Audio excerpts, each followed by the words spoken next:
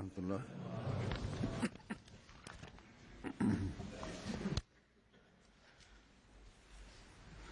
أشهد أن لا إله إلا الله وحده لا شريك له وأشهد أن محمدا عبده ورسوله أما بعد فأعوذ بالله من الشيطان الرجيم بسم الله الرحمن الرحيم الحمد لله رب العالمين الرحمن الرحيم مالك يوم الدين إياك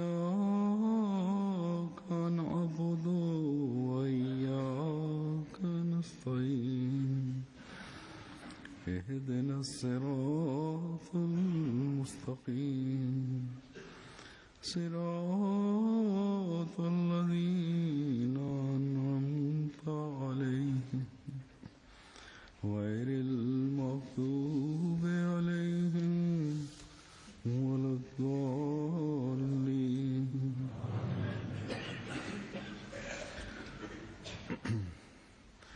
حضرت مسیح موعود علیہ الصلوۃ والسلام کے ذریعے اللہ تعالیٰ نے جو جماعت قائم فرمائی.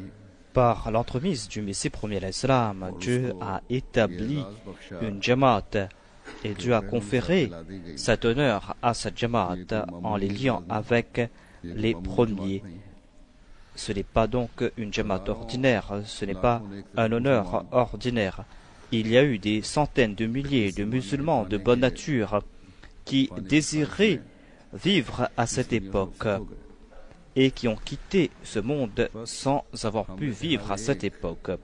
Ainsi donc, chacun d'entre nous qui se considère comme membre de la communauté du Messie promis alayhi salam, chacun d'entre nous doit méditer sur les actions qu'ont accomplies les premiers musulmans, ceux qui ont établi cette relation d'allégeance avec le saint prophète Mohammed, ceux qui étaient dans sa Ummah et ceux qui ont été influencés par la tarbiyah du saint prophète Mohammed, et qui ont établi une relation ferme avec Dieu. Et Dieu témoigne à propos de ces personnes.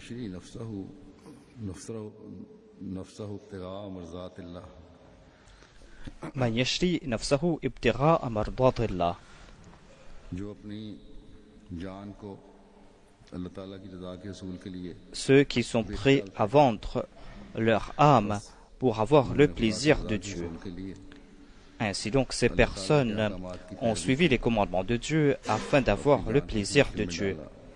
Et ils se sont mis en difficulté et ne se sont pas souciés à ce sujet. Leur seul objectif était d'avoir le plaisir de Dieu. Ensuite, Allah leur a accordé d'innombrables grâces. Les compagnons du saint prophète, paix soit sur lui, faisaient des efforts pour suivre les commandements du Saint-Coran. Ils avaient un si grand désir pour avoir le plaisir de Dieu qu'ils ne cessaient de poser des questions au saint prophète concernant l'accomplissement des bonnes œuvres. Certains ont posé un si grand nombre de questions qu'Allah leur a interdit de telles questions. Il a dit que, puisque la charia vous est révélée, cessez de poser de telles questions, car vous allez recevoir certains commandements qui pourront vous mettre en difficulté. Dieu est miséricordieux envers ses serviteurs. Dieu est gracieux et miséricordieux envers ses serviteurs. Il regarde ses serviteurs avec une grâce spéciale et il protège ses serviteurs des difficultés. ces serviteurs qui sont prêts à subir toute difficulté pour avoir le plaisir de Dieu. Ces personnes qui sont prêtes à suivre tous ces commandements de Dieu. Dieu accorde une grâce spéciale à de telles personnes. Et quant à ceux qui établissent une relation ferme avec Dieu, ces personnes deviennent les reflets des attributs de Dieu dans leur cercle respectif. Et ils font des efforts pour suivre tous les commandements de Dieu, des commandements que Dieu leur a demandé de suivre. Et ils traitent avec bienveillance les créatures de Dieu et s'acquittent de leurs devoirs envers eux. Voilà l'islam véritable, l'islam de ces serviteurs qui établissent cette relation avec Dieu et qui s'acquittent de leurs devoirs envers autrui. Voilà l'islam véritable qu'avaient reçu les compagnons du saint prophète. Voilà l'islam véritable qu'ils ont appris et ils ont suivi les préceptes de cet islam. Et le Messie premier l'islam est venu nous enseigner cela. Il est venu nous enseigner cela, nous montrer ses voies. Ainsi donc, nous allons devoir faire notre analyse à ce sujet. Je veux vous présenter à ce sujet quelques écrits du Messie premier l'islam à ce sujet. Des conseils du Messie premier l'islam qui vont nous pousser à réfléchir sur notre situation. Dans le premier écrit que j'ai choisi, le Messie premier l'islam a décrit la situation d'aujourd'hui et il veut nous faire comprendre quelle doit être l'envergure de cette Jamaat. Le Messie premier l'islam a commenté sur les ulémas d'aujourd'hui. Ces ulémas qui n'ont pas accepté le Messie premier l'islam. Il a déclaré que je constate qu'aujourd'hui que le verset « Lima taquluna ma la taf'alun » s'applique à la majorité des ulémas d'aujourd'hui. Dans le Saint-Coran, Allah a déclaré que « Pourquoi dites-vous ce que vous ne faites pas ?» Et cela s'applique à la majorité des ulémas d'aujourd'hui. Il déclare que ce verset s'applique à la majorité d'entre eux. Leur foi dans le Saint-Coran est superficielle. Sinon, les gens se sont libérés complètement du joug du Saint-Coran. Les hadiths nous font comprendre qu'il y aura un temps lorsque le Coran va monter au ciel. Et je dis en toute certitude que nous sommes en train de vivre cette époque. Existe-t-il aujourd'hui cette vraie pureté, cette vraie taqwa qui naissent après avoir suivi les préceptes du Saint-Coran? Si telle n'était pas la situation d'aujourd'hui, Dieu n'aurait pas établi cette communauté. Nos adversaires ne sont pas prêts à comprendre cela, mais ils vont constater qu'en fin de compte, notre vérité sera aussi évidente que le jour éclairant. Dieu a déclaré qu'il est en train d'établir cette communauté, une communauté qui va suivre les préceptes du Saint-Coran. C'est là une très grande responsabilité sur la Jamaat. Voilà l'espoir du Messie premier l'islam concernant sa Jamaat, à savoir qu'ils doivent accepter le Saint-Coran. Accepter le Saint-Coran ne signifie pas uniquement accepter le Coran comme un livre, mais suivre ses préceptes. Il a déclaré aussi que l'on va purifier cette Jamaat de toute impureté. C'est-à-dire que nous allons devoir faire cette analyse de conscience. Nous allons devoir nous débarrasser de toute impureté qui concerne ce bas monde. Et Dieu veut établir cette communauté spéciale, c'est cette Jamaat. C'est pour cette raison que je vous encourage à accepter tous les commandements de Dieu, de suivre tous ces commandements et d'apporter des changements dans vos vies, des changements apportés par les compagnons du saint prophète. Il ne faut pas que les autres s'égarent en vous voyant. C'est-à-dire, chaque Ahmadi doit être un exemple. Il déclare aussi que je dis que toute personne doit éviter le mensonge et la duplicité. Regardez cette communauté et regardez la Minhaj Nubuwa, c'est-à-dire suivez la Nubuwa, et il déclare que lorsque Dieu accorde sa grâce et lorsque la pluie tombe sur terre, il y a d'une part ces plantes qui sont avantageuses, mais il y a aussi des mauvaises herbes qui poussent. Il a déclaré donc qu'il y aura de telles personnes qui vont faire de fausses déclarations. Ensuite, le Messie premier déclare qu'il incombe à toute personne de prier et d'implorer Dieu afin que l'on puisse atteindre ses objectifs, c'est-à-dire d'atteindre l'objectif de l'avènement du Messie premier l'Islam. Il incombe à toute personne de prier. Cette communauté est basée sur le Saint-Coran et les hadiths. Et afin de soutenir cette communauté, afin de prouver sa véridicité, Dieu va montrer des signes sur terre et dans le ciel, et nous a donné un sceau pour cela. C'est-à-dire qu'il y a des signes en faveur du Messie premier l'Islam, des signes sur terre et dans les cieux, et il lui a accordé ce sceau qui va prouver cela à toute personne, qui va prouver sa véridicité. Il déclare aussi que toute personne qui vient de la part de Dieu reçoit ce sceau de la part de Dieu. Ce sceau, c'est le sceau du saint prophète, un sceau que les ennemis n'ont pas compris.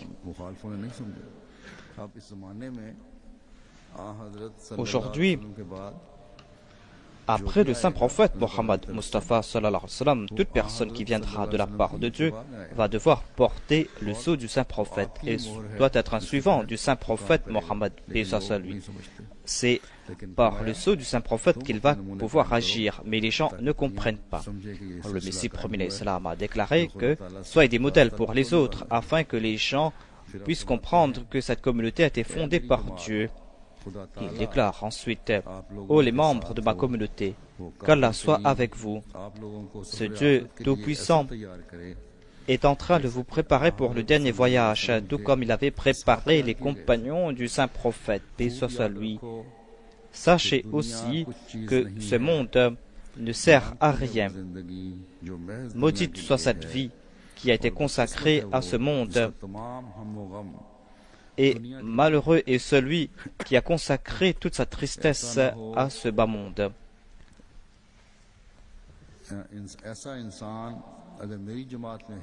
La présence d'une telle personne dans ma communauté ne sert à rien, car cette personne est comme cette branche sèche qui ne porte pas de fruits.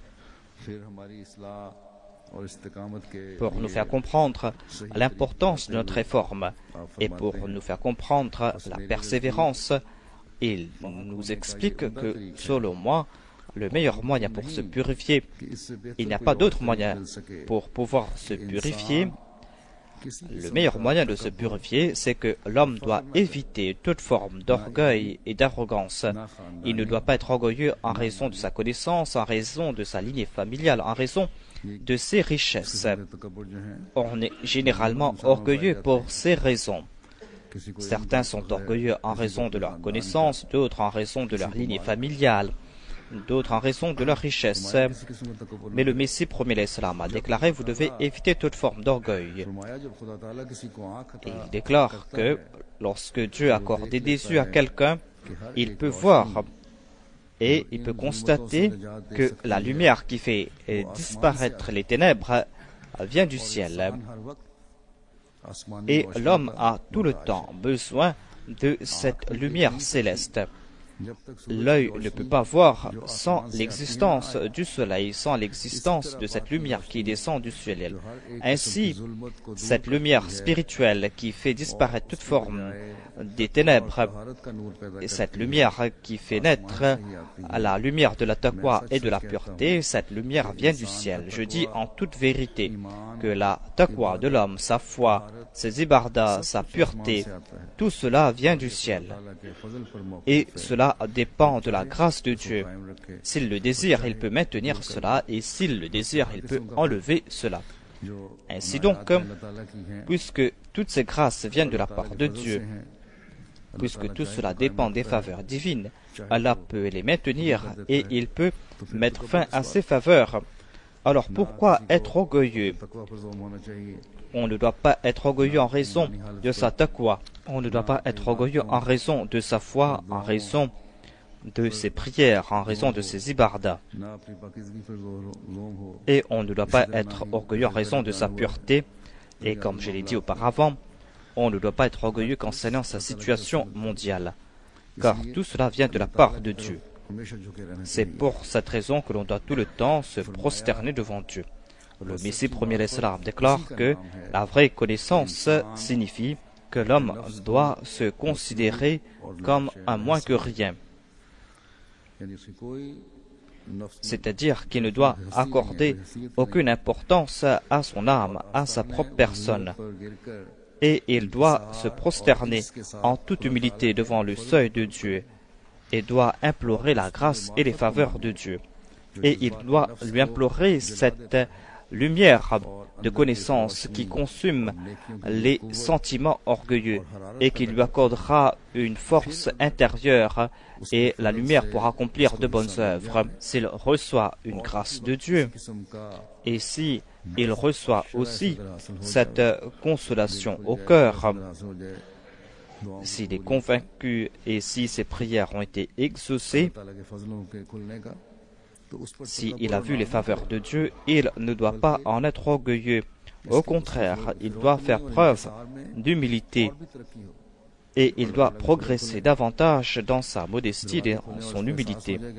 Lorsque les faveurs de Dieu lui sont accordées, lorsqu'il reçoit ces faveurs, il doit faire preuve d'une plus grande humilité, car s'il se considère comme un moins que rien, comme sans aucune importance, Dieu va lui accorder davantage de lumière et de grâce.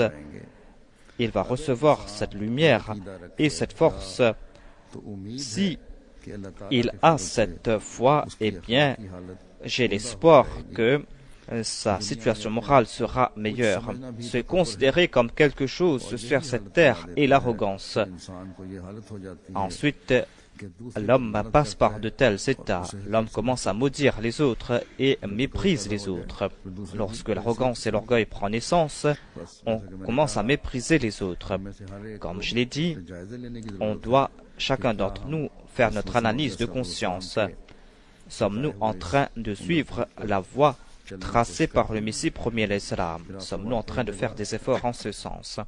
Ensuite, le Messie premier l'Islam déclare: ô bienheureux, pratiquez avec ardeur ces préceptes qui m'ont été transmis et dont dépend votre salut. Considérez Dieu comme unique et sans partenaire. Ne lui associez personne, ni sur terre, ni au ciel. Dieu ne vous interdit pas l'emploi des moyens matériels, mais il est polythéiste, celui qui abandonne Dieu pour placer toute sa confiance en ses moyens. Dieu a annoncé depuis les temps immémoriaux que sans purification du cœur, il n'y aura point de salut. Soyez purs de cœur et débarrassez-vous de toute inimitié et d'animosité qu'engendre l'égocentrisme. Cette inimitié, cette colère consume la moralité de l'homme.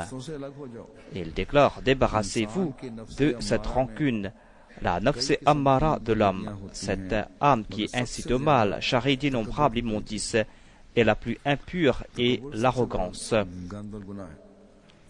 C'est l'arrogance qui est la plus grande impureté. S'il n'y a point d'arrogance, il n'y aurait point de mécréants. Le Messie premier l'Islam déclare: soyez humbles de cœur, ayez de la sympathie pour l'humanité, puisque vous l'exhortez à prendre à la voie du paradis. Il y a parmi nous des oulémas, il y a des darianes, parmi nous ceux qui appellent vers Allah et qui sont là pour servir la communauté, mais des fois, dans certains cas, lorsqu'il est question de leur personnalité ou de leur personne, ils oublient tout cela et l'arrogance prend de l'ampleur. C'est leur égocentrisme qui prend de l'ampleur. Et il déclare, vous invitez les gens vers le paradis. Il déclare, vos conseils auront-ils d'effet si durant ces quelques jours sur terre, vous leur souhaitez du mal? Lorsqu'il est question de votre personne, là-bas vous n'allez pas souhaiter le bien, mais vous allez souhaiter le mal. Il déclare aussi, observez les préceptes de Dieu, la crainte au cœur, car vous aurez des comptes à rendre à cet effet. Il a déclaré que vous serez questionné concernant vos devoirs. Ayez la crainte de Dieu au cœur. Suppliez Dieu au cours de la salat, afin qu'il vous mène vers lui et vous purifie le cœur, car l'homme est faible, et ce n'est que par la force de Dieu qu'il arrivera à se débarrasser du mal. Sans la force divine, il ne pourra pas se défaire d'aucun vice. L'islam ne signifie pas déclamer la kalima par tradition. L'islam exige que l'on pose son âme sur le seuil de Dieu et de lui préférer lui et ses préceptes à chaque aspect de ce monde. Aujourd'hui, tout Ahmadi doit passer par cet état afin que l'on puisse attirer la grâce de Dieu. Ensuite, le Messie premier l'Islam a déclaré aux chers membres de ma Jamaat, comprenez que aujourd'hui nous sommes en train de vivre la dernière époque et il y aura une grande révolution. Donc ne vous leurrez pas et suivez la voie de la droiture avec perfection. C'est un point très important ici. Il déclare, adoptez la vérité. Soyez véridique, c'est-à-dire soyez véridique dans votre relation avec Dieu. Soyez sincère dans vos ibadah. Accomplissez vos devoirs envers les créatures de Dieu. Dieu nous a donné deux commandements importants. Nous avons le devoir envers Dieu et envers les créatures de Dieu. On doit être juste et droit à ce sujet. On a aussi le devoir envers la Jamaat. Il y a aussi notre relation avec les autres. Ensuite, il a déclaré, considérez le Saint-Coran comme votre guide et soyez guidés par le Saint-Coran. Et ne rejetez pas non plus les hadiths, car les hadiths sont aussi importants. Et les hadiths ont été récoltés avec beaucoup d'efforts. Mais lorsque les hadiths seront en train de contredire les versets du Saint-Coran, rejetez de tels hadiths afin que vous ne soyez pas dans l'égarement. Le Saint-Coran a été préservé par Dieu et vous a transmis cela. Donc, honorez cette parole pure et ne préférez pas d'autres paroles au Saint-Coran, car le Saint-Coran nous mène vers la droiture. Le Saint-Coran nous mène vers la vérité et vers la voie qui nous fait marcher sur la vérité. Les paroles de quelqu'un auront de l'influence sur les autres lorsqu'on sera sûr et certain que cette personne possède le discernement et la taqwa.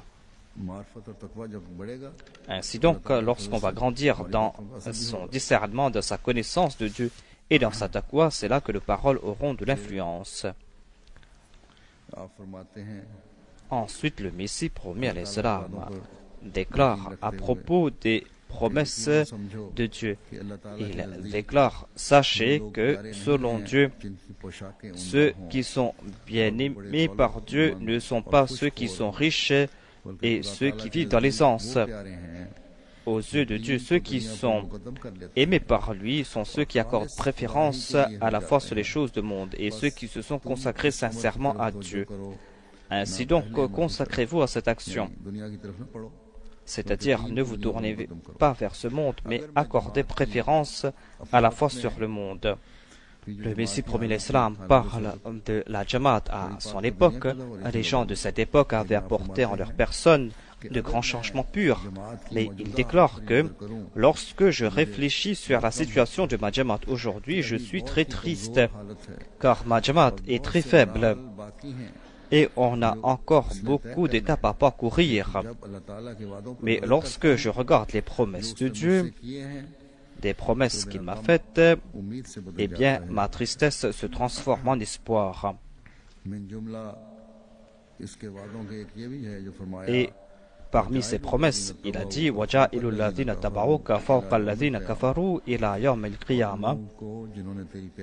et il va accorder prééminence à ceux qui me suivent sur ceux qui m'ont rejeté jusqu'au jour de la Qiyamah.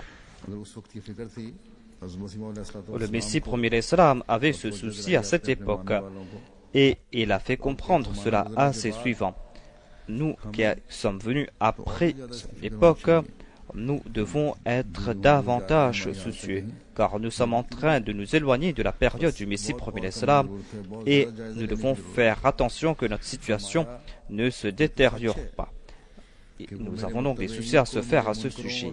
Il a déclaré que certes, mes suivants auront la victoire sur mes détracteurs, mais est-ce que toute personne qui prête allégeance sur mes mains peut être mon suivant? Cela ne peut pas se faire tant qu'il ne fait pas preuve de cette obéissance parfaite, tant qu'il ne me suit pas à la lettre, tant qu'il ne s'est pas complètement immolé dans cette obéissance, tant qu'il ne suit pas mes pas. Je ne pourrai pas utiliser pour cette personne le terme ittiba ou observance. Grâce à cela, l'on comprend que Dieu a décrété pour moi une telle Jamaat dont les membres vont complètement s'immoler en obéissance envers moi. Et je suis consolé par cela et ma tristesse se transforme en espoir. Il déclare: en tout cas, moi je suis en train de regarder les promesses de Dieu et c'est cela qui est en train de me consoler. Et je suis en train de voir que ma Jamaat est très faible et a besoin de la tarbiya. Et je dois attirer votre attention à ce sujet, à savoir que vous devez établir une vraie relation avec Dieu. Et vous devez accorder préférence à Dieu. Et vous devez avoir comme modèle pour vous la Jamaat du Saint Prophète. Et vous devez suivre leurs pas. Le Messie premier alayhi salam a déclaré à propos du fait que l'on doit accorder préférence à la fois sur les choses mondaines. Il déclare que quant à celui qui suit le monde et qui entre dans cette Jamaat, aux yeux de Dieu, cette Jamaat n'est pas dans cette Jamaat. Celui qui est dans cette Jamaat est celui qui s'est détourné de ce monde. Ne croyez pas que vous serez détruits en suivant de tels principes. De telles pensées vont vous éloigner de la reconnaissance de Dieu. Une telle personne ne sera pas détruite par Dieu. Au contraire, Dieu devient son pourvoyeur. Dieu est gracieux. Quant à celui qui perd quelque chose dans la voie de Dieu, sera récompensé. Je dis en toute vérité que Dieu aime de telles personnes et ce sont leurs enfants qui seront bénis, des personnes qui suivent les commandements de Dieu. Et cela n'a jamais été ainsi, que celui qui est fidèle envers Dieu soit détruit, lui ou ses enfants. Ceux qui sont détruits sur cette terre sont ceux qui abandonnent Dieu et ceux qui se tournent complètement vers ce monde. La clé de toute chose se trouve entre les mains de Dieu. Sans cela, on ne pourra pas remporter de victoire. Sans cela, on n'aura pas de succès. Et sans cela, on n'aura pas de confort. On peut posséder de grandes richesses, mais qui peut dire qu'après son décès, sa femme ou ses enfants pourront en profiter? Méditez sur cela et apportez des changements en vous.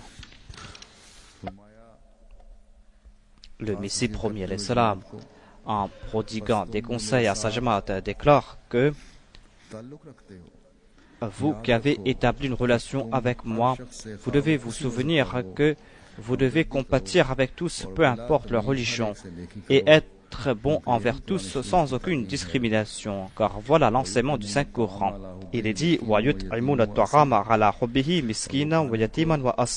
il offrait de la nourriture aux captifs, aux prisonniers et aux pauvres pour avoir le plaisir de Dieu.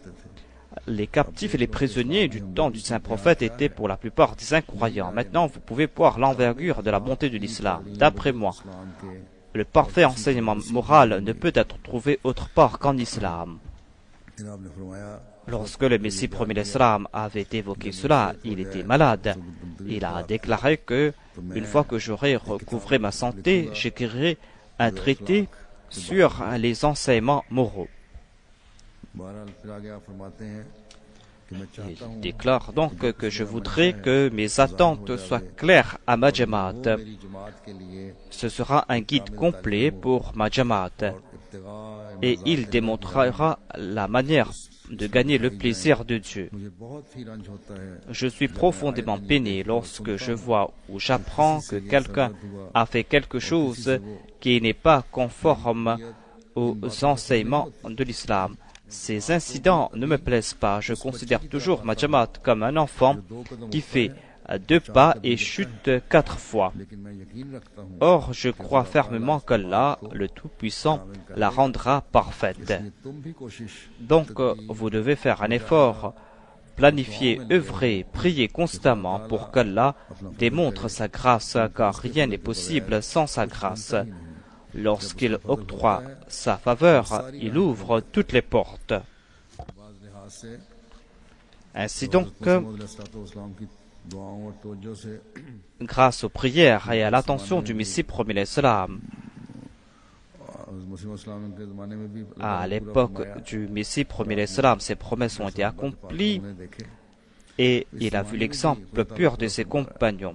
Et ces promesses sont en train de s'accomplir aujourd'hui aussi. Par la grâce de Dieu, dans certains aspects, la Jamaat est aujourd'hui adulte. Mais puisque nous sommes en train de nous éloigner de l'époque du Messie premier l'Islam, il y a certains mots qui sont en train de prendre racine. Il y a l'orgueil et d'autres mots qui ont pris racine dans certaines régions. On est en train de s'intenter des procès, il y a des disputes. Tout cela est en train de prendre de l'ampleur. Ainsi donc, si nous voulons être réellement dans la Jamaat du Messie premier l'Islam, eh bien, nous allons devoir à chaque instant faire notre analyse de conscience. À quoi sert cette connaissance si, au moment venu, cette connaissance ne sert pas à montrer nos excellences? Comme l'a déclaré le Messie premier l'Islam, vous prêchez le message de l'Islam, vous prodiguez des conseils, mais au moment venu, vous n'arrivez pas à vous maîtriser, vous n'arrivez pas à traduire dans la pratique ces enseignements. Cette connaissance sera d'une utilité quelconque lorsqu'on va voir que l'on est en train de suivre ces enseignements. Lorsque ces enseignements vont se refléter en nous, lorsqu'il y aura cela dans nos relations mutuelles, tant que notre intérieur n'est pas conforme à notre extérieur, notre connaissance ne servira à rien. Aujourd'hui, il y a partout des campagnes contre la communauté et cette hostilité a pris de l'ampleur à chaque niveau. Nous devons mettre de côté nos désirs et nos penchants personnels et nous devons être un exemple d'unité. Comme l'a déclaré le Messie premier l'Islam, Dieu désire que cette Jamaat soit à l'exemple de la Jamaat du Saint-Prophète, que là nous en accorde la possibilité. La dernière fois, au cours de mon sermon en arabe, j'ai eu un très long tout et nombre de personnes étaient inquiètes. J'ai reçu nombre de pays et de fax partout de certains pays arabes et certaines personnes ont envoyé une longue liste de prescriptions. Si je commence à utiliser tous ces médicaments, peut-être que je tomberai davantage malade. En tout cas, les gens ont fait preuve de leurs sentiments. Qu'Allah récompense toutes ces personnes. Et ces maladies infectieuses prennent du temps avant de partir. Je suis en train de prendre des médicaments homéopathiques. Des médecins aussi sont en train de m'aider. Priez pour moi.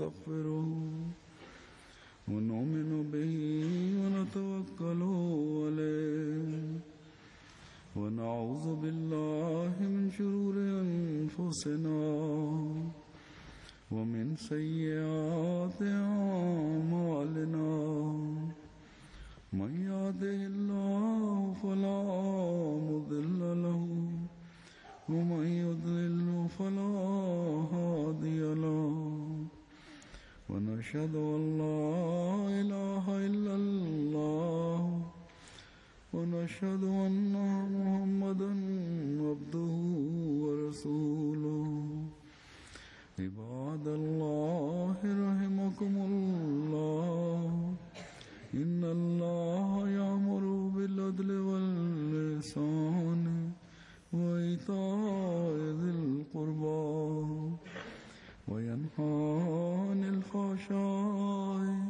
والمنكر والبغي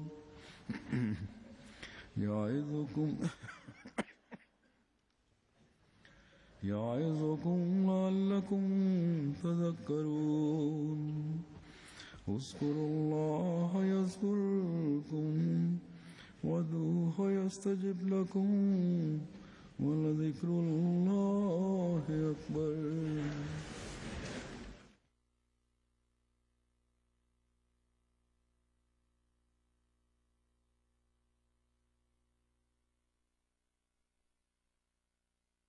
ما كان